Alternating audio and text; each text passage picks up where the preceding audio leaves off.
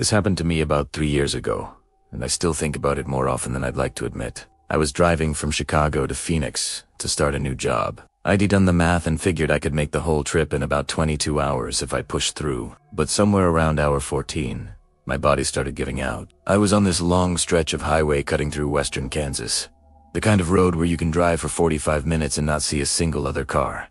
The sun had gone down maybe 2 hours earlier, and the only light was my headlights, cutting through this flat, endless darkness. My eyes kept doing that thing where they'd lose focus and the road lines would blur into one stream of white, and I'd snap back a second later not knowing if I'd drifted. I knew I had to stop. I'd passed through a small town about 10 miles back, but I didn't feel like turning around. My GPS showed another town coming up in about 20 minutes.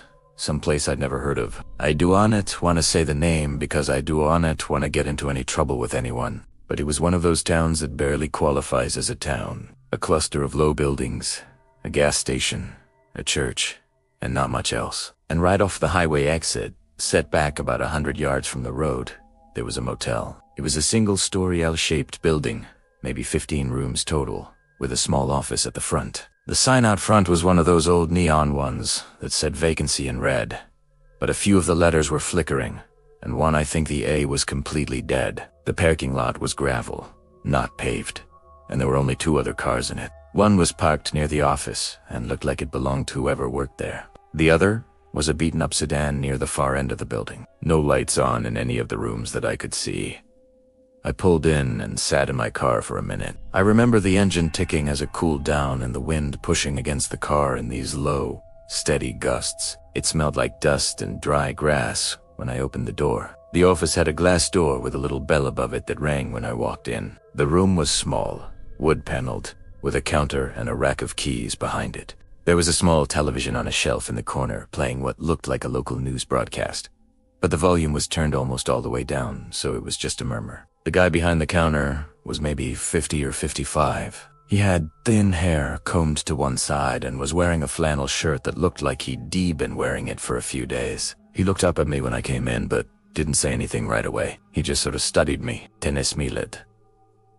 And it was a perfectly normal smile. But something about the timing of it felt a half-second too late, like he had to decide to do it. I told him I needed a room for the night. He asked me how many nights, and I said just one. He nodded slowly, turned it around, and took a key off the rack. Room 9. He slid a paper form across the counter and asked me to fill it out. Name, car, make, and model. License plate number. I remember thinking it was a little odd that he wanted the license plate, but I figured it was just how things worked at small places like this. While I was writing, he said something that stuck with me. He said, "You're the only guest tonight." I looked up and said, "What about the car at the end of the lot?" He glanced toward the window, then back at me, and said, "That one's been there a while." He didn't elaborate, and something about his tone made me not want to ask. Room 9 was at the bend of the L shape, right where the building turned the corner. The key was an actual metal key, not a key card. The room was what you'd expect. A queen bed with a stiff floral comforter, a nightstand with a lamp, a small TV bolted to the dresser, and a bathroom with a shower stall. It smelled like cleaning solution and something underneath it, something stale. The carpet was dark brown, the kind of color chosen specifically to hide stains. The curtains were thick and dark green, and when I pulled them aside to check the window, I noticed the lock on it was broken. The latch was there, but the mechanism was snapped. I told myself it didn't matter. I was exhausted.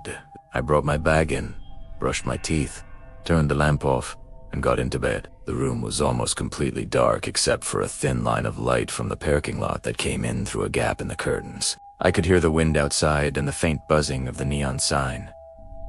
I fell asleep quickly. I woke up some time later, and it took me a second to remember where I was. The room was pitch black. The line of light from the parking lot was gone, which meant either the outside light had been turned off or something was blocking it.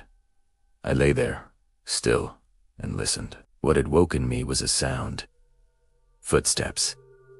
They were outside my room, on a concrete walkway that ran along the front of the building. Slow, deliberate footsteps. Not the sound of someone walking to their car. They were measured, like someone pacing. They'd take 4 or 5 steps, stop, and then 4 or 5 steps back. Right outside my door, I held my breath and watched the thin gap under the door. After a few seconds, I saw a shadow break the faint light from under the door. Someone was standing right outside. Then they knocked. 3 slow knocks. Not loud, not aggressive, almost polite. I didn't move. I didn't say a word. I just lay there, staring at the door, my heart hammering so hard I could feel it in my throat. The knocking stopped. The shadows stayed for maybe 10 more seconds, then moved away. I heard the footsteps again, slow and steady, moving down the walkway.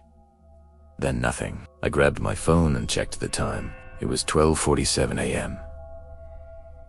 I thought about calling the front desk, but I didn't even know if there was a phone in the room that connected to the office. I wasn't about to open that door. I lay back down, but I didn't sleep. I just lay there, eyes open, watching the door and listening. About an hour later, the footsteps came back. Same pattern, slow steps, a pause, then the shadow under the door. This time, there was no knock. The person just stood there. I could hear breathing, or I thought I could. It might have been the wind. But then I heard something that made my stomach drop. The doorknob moved, not violently, not like someone trying to force it. It turned slowly, just enough to test whether it was locked. It was. I'd locked the deadbolt and the chain. The knob turned back to its resting position. The shadow moved away. The footsteps faded. I did not sleep after that. I sat on the edge of the bed with the lamp on, my car keys in my hand, watching the door. Part of me wanted to just leave right then, but the thought of opening that door and stepping out into the dark parking lot terrified me more than staying inside. At about 3:15 a.m., I heard a different sound. It came from outside my window, behind the room. A scraping noise, like something being dragged across gravel very slowly. It lasted maybe 30 seconds, then stopped. Then it started again, closer. I stood up and moved to the bathroom because the bathroom had a small frosted window that faced the back of the building. I pressed my ear against the glass, but I couldn't see anything through the frosting. The scraping stopped, then I heard what sounded like someone pressing against the wall of my room from the outside. Not hitting it, pressing against it, leaning into it. I could hear the faintest creak of the building's frame. I backed out of the bathroom, grabbed my bag, put my shoes on, and decided I was leaving. I turned every light in the room on. I unlocked the deadbolt, slid the chain off, and opened the door fast, ready to sprint to my car. The parking lot was empty. The light that had been on earlier was indeed off. But my car was right where I left it. I walked fast, not running, because running felt like it would invite something. I got in, started the engine, and pulled out of that gravel lot without looking back. As I turned onto the road that led back to the highway, my headlights swept across the front of the motel. The office light was on, and standing in the window of the office, just standing there, was the man from the front desk. He was watching me leave, not waving, not moving, just watching. I drove 4 more hours to the next city and checked into a chain hotel off a well-lit interstate exit. I sat on the bed under fluorescent lights and tried to convince myself it was nothing. Maybe the guy did a walkthrough at night and checked on the rooms. Maybe there was a maintenance issue. Maybe I imagined the doorknob turning.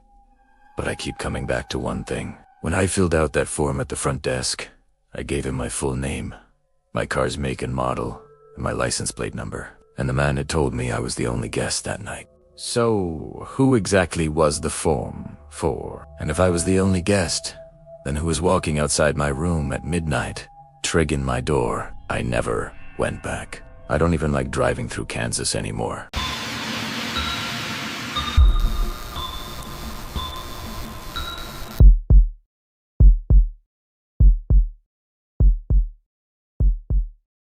A couple of years ago, I was working the overnight shift at a gas station about 20 minutes outside of a small city in Ontario. I don't want to be too specific about the location, but I'll say it was one of those stations that sits between 2 towns on a provincial highway. There was nothing else around for a good stretch in either direction. No restaurants, no stores, just fields and tree lines. During the day, it was a busy enough stop for truckers and commuters, but at night, especially between about 1 and 5 a.m., you could go long stretches without seeing a single person. I was 23 at the time and I'd taken the job because it paid a little more than the day shifts and I was trying to save money for school. The station itself was a pretty standard setup. A small building with a counter, a few aisles of snacks and drinks, a coffee machine, and a back room where we kept stock and had a little desk with a monitor connected to the security cameras. There were 4 cameras total. One behind the counter pointed at the register, one covering the aisles, one on the front entrance, and one outside facing the pumps. The parking lot had overhead lights, but they only covered the area right around the pumps. Beyond that, toward the road and the tree line on the far side, it was dark.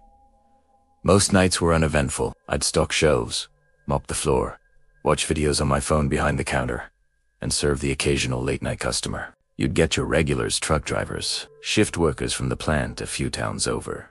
Sometimes kids from the college who were on their way back from a party. It was boring, but I didn't mind boring. The night I want to talk about was a Wednesday in late October. It had been raining on and off all day, and by the time my shift started at 11 p.m., it was just this steady, cold drizzle, the kind that makes everything look slick and gray under artificial light. The roads were quiet. I'd had 2 customers between 11 and midnight, a woman who bought gas and a coffee, and a guy who came in for cigarettes. After that, nothing. Around 1:15 a.m., a car pulled into the lot. It was a dark-colored SUV, maybe dark, blue or black, and it pulled in slowly. Not to the pumps. It parked at the far edge of the lot, near the boundary of the overhead lights, right where the pavement met the gravel shoulder. The headlights turned off, but the car just sat there. Nobody got out. This wasn't super unusual. Sometimes people pulled over to check their phones, or rest for a minute. I glanced at the monitor showing the outside camera and I could see the SUV, but it was far enough from the camera that I couldn't make out much detail. Just the shape of the vehicle and the faint glow of what might have been a phone screen inside. 15 minutes passed and the car was still there. I started paying more attention.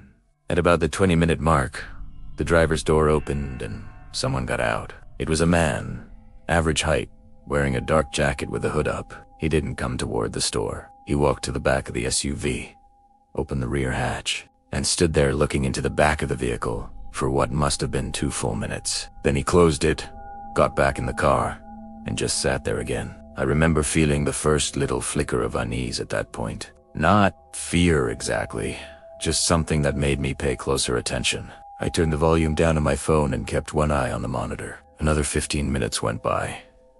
Then the man got out again. This time, he walked toward the store. He moved slowly, hands in his jacket pockets, hood still up. The rain was still coming down and I could see it in the light around the pumps. He pushed through the front door and the little chime went off. He didn't look at me right away. He walked into the aisle closest to the window, the one with the chips and snacks, and just stood there. Not browsing, just standing. I sold, "Hey, let me know if you need anything." Normal customer service voice. He didn't respond. He stood there for maybe another 30 seconds, then turned and walked slowly down the aisle, looking at the products but not picking anything up. He came around to the next aisle, then the next, until he'd walked through the whole store. Then he came up to the counter. He was maybe mid-40s, with a thin face and a few days of stubble. His eyes were slightly red, like he hadn't slept in a while, and he had this flat expression that didn't change. He looked at me and sold. "Is there anyone else working tonight?" Primera told him no. It was just me. I don't know why I answered honestly. I should have led and said my coworker was in the back, but I didn't. He nodded slowly. Then he sold. "What time do you close?" I told him we were open 24 hours. He nodded again. He bought a bottle of water and left. I watched him on the monitor as he walked back to the SUV. He got in. The car didn't move. I started to feel genuinely uncomfortable. Something about the way he'd ask those questions. Not casually, not making conversation.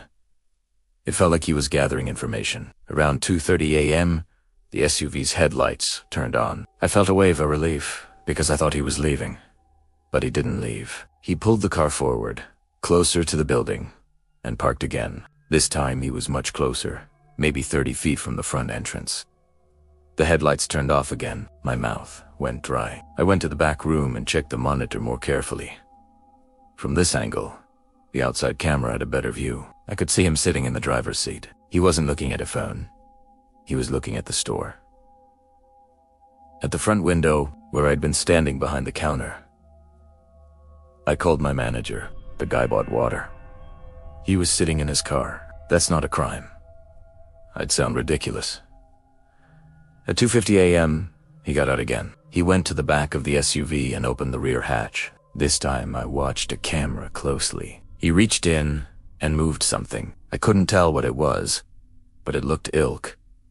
He was rearranging something heavy. He closed the hatch, and then he did something that made my skin crawl. He looked directly up at the security camera. He stood there in the rain, staring up at it for 5 or 6 seconds. Then he walked back to the driver's side and got in. I locked the front door. I know I wasn't supposed to during operating hours, but I didn't care. I turned off the interior lights in the back half of the store so it looked like only the front section was lit. I crouched behind the counter where I could still see the monitor, and I called the police non-emergency line. I told them there was a suspicious vehicle outside and that the driver was making me uncomfortable. They'd send someone to check it out. At 3:10 a.m., almost 20 minutes after my call, the man got out of the SUV one more time. He walked straight to the front door and pulled the handle. It didn't open. He pulled again, harder. Then he cupped his hands against the glass and looked inside. I was crouched low enough that I don't think he could see me. He stood at the door for what felt like an eternity, but was probably about 15 seconds. Then he stepped back, looked at the door, looked at the camera above the door, and walked back to his vehicle. This time, he left. The SUV pulled out of the lot and turned east on the highway. I stayed crouched behind that counter until the police showed up about 10 minutes later. 2 officers. I told them everything. They were pulled, but didn't seem especially alarmed. They said they'd keep an eye out for the vehicle. One of them walked around the building to check that everything looked normal. When he came back, he saw something that I haven't been able to stop thinking about. He said, "There are some scuff marks on the ground near your back door, like someone tested the handle back there too." I hadn't even thought about the back door that was around the corner of the building, out of view of all 4 cameras. I quit that job within the month. I never saw the SUV again, and the police never followed up with me. I don't know what that man wanted. Maybe it was nothing. Maybe he was just some strange, sleep-deprived person killing time. But I keep thinking about the way he opened the back of that SUV and looked inside, the way he rearranged something heavy, the way he stared up at the camera like he was calculating something, and the scuff marks at the back door that I'd never heard him go near. Some nights, when I'm driving past gas stations on empty highways, I look at the person behind the counter and wonder if they know how exposed they really are.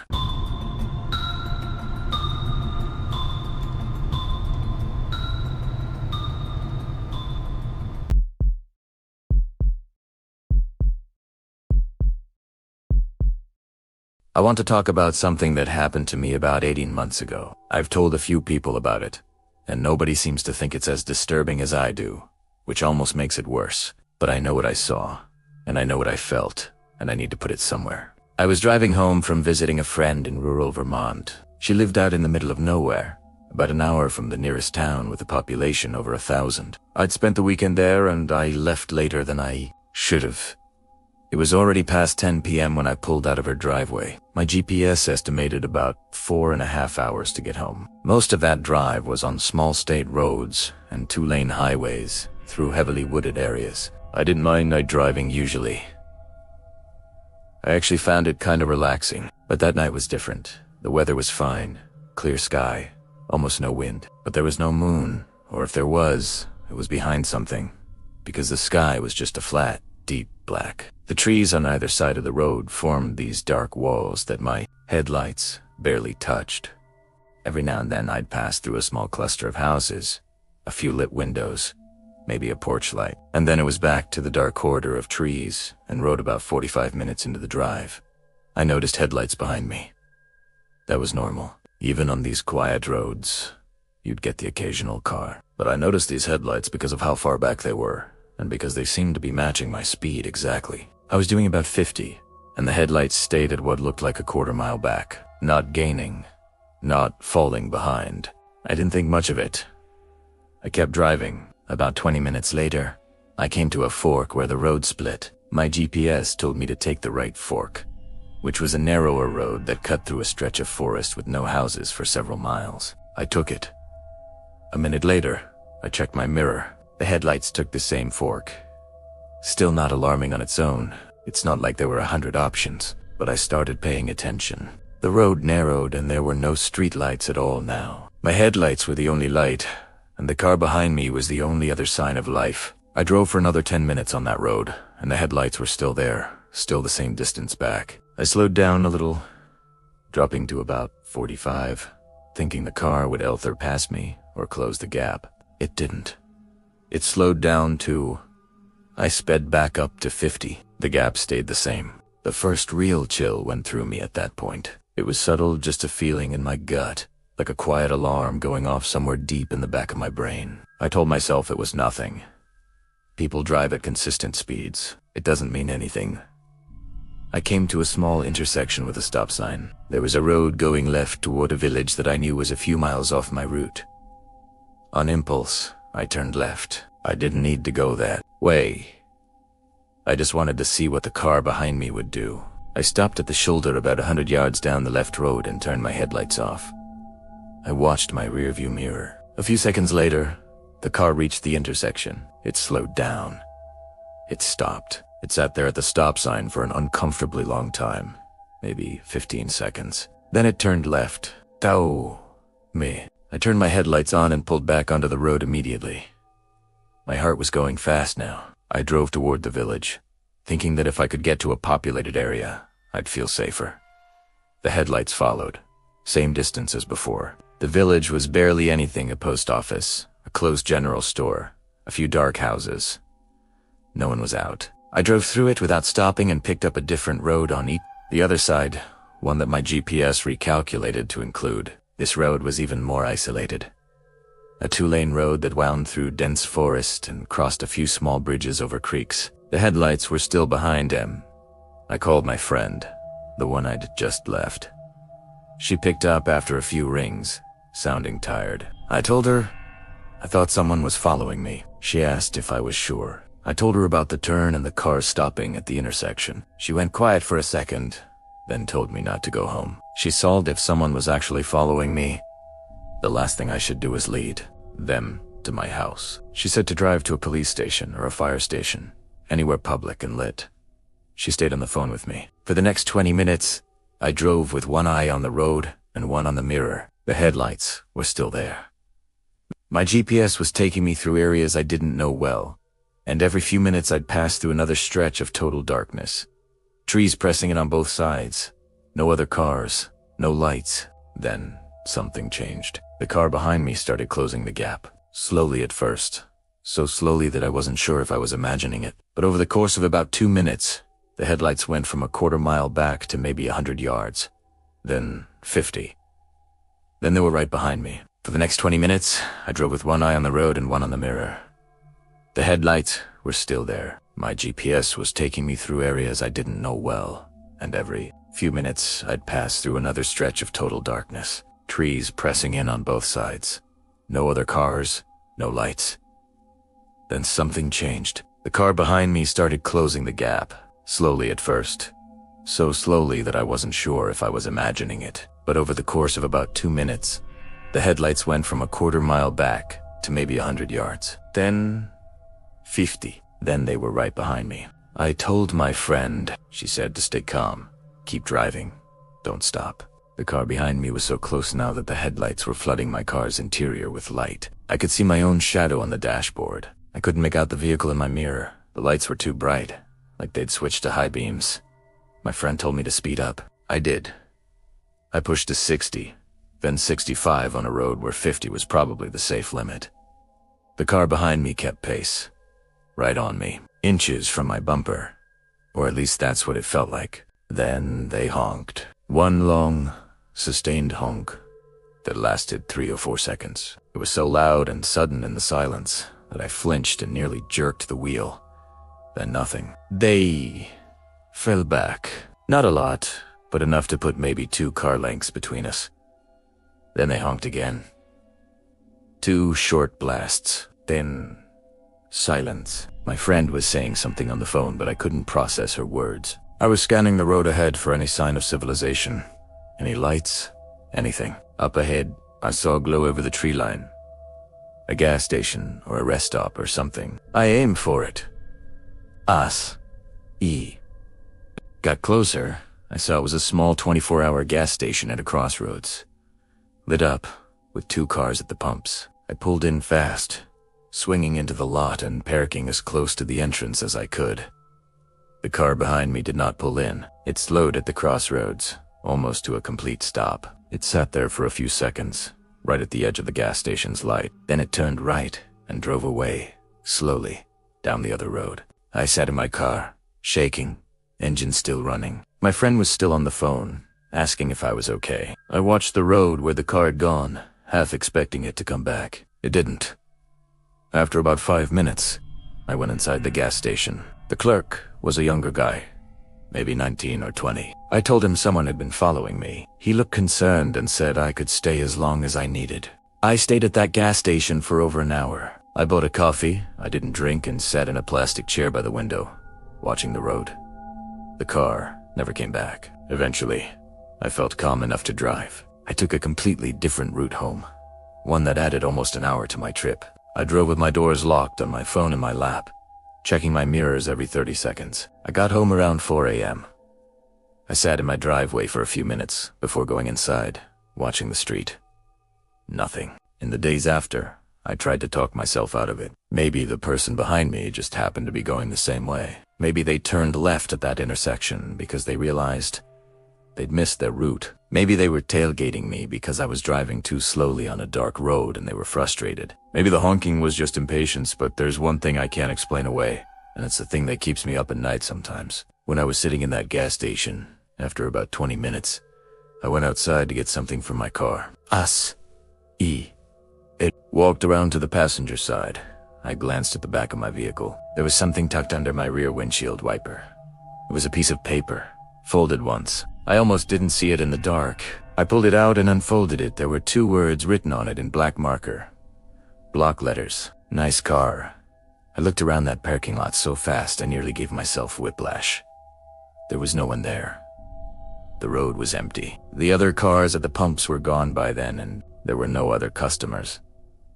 Whoever left it had come into the lot, walked up to my car, put it there, and left without me seeing them. I was inside the gas station the whole time, sitting by the window, watching the road. But I wasn't watching my car. I drove home with that piece of paper on the passenger seat. I still have it. It's in a drawer in my bedroom. I don't know why I kept it. I guess part of me thinks that if something ever happens, if I ever see those headlights behind me again, I'll need proof that this was real. There's someone out there, on a dark road in Vermont, chose me for a reason I'll never understand. And the worst part is not knowing whether they got what they wanted, or whether they're still looking.